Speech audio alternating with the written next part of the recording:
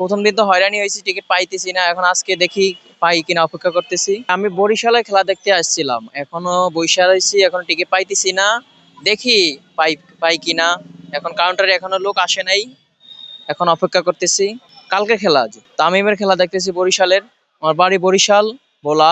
প্রথম দিন তো হয়রানি হয়েছি, টিকিট পাইতেছি না। এখন আজকে দেখি পাই কিনা, অপেক্ষা করতেছি টিকিটের জন্য। এখন মধুমতি ব্যাংকের থেকে এখানে আসলাম, দেখি 11 নম্বর থেকে এখানে আসলাম, সেখানেও পাইতেছি না। এখানে এখানে আসছি, দেখি পাই কিনা। দেখি এখন অপেক্ষা করতেছি কাউন্টারে লোক আসে কিনা, দেখি। হয়রানি হইতেছি, যে প্রথম দিন তো হয়রানি হচ্ছিলাম, এখন আজকে দেখি টিকিট পাই কিনা, দেখি। না, আমরা তো টিকিট নিতে আসলাম, টিকিট নাই এখানে। আমরা যে সিটি কর্পোরেশনে জব করি, তো আমরা সবসময় তো খেলা দেখার সময় হয় না। যেদিন আমাদের আমাদের বাড়ি উত্তরবঙ্গ, রংপুরের খেলাগুলো আমরা বেশি দেখি, রংপুর রাজশাহী। কিন্তু এখানে আসে তো দেখি টিকিট নাই। আমার মতন অনেক ভাইয়েরা এখানে দাঁড়িয়ে আছে।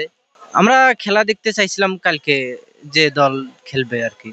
মানে কালকে ছুটি নিছে আর কি অফিস থেকে, যে খেলা দেখার জন্য। কিন্তু এখানে তো এসে দেখি খেলা, মানে টিকিট নাই।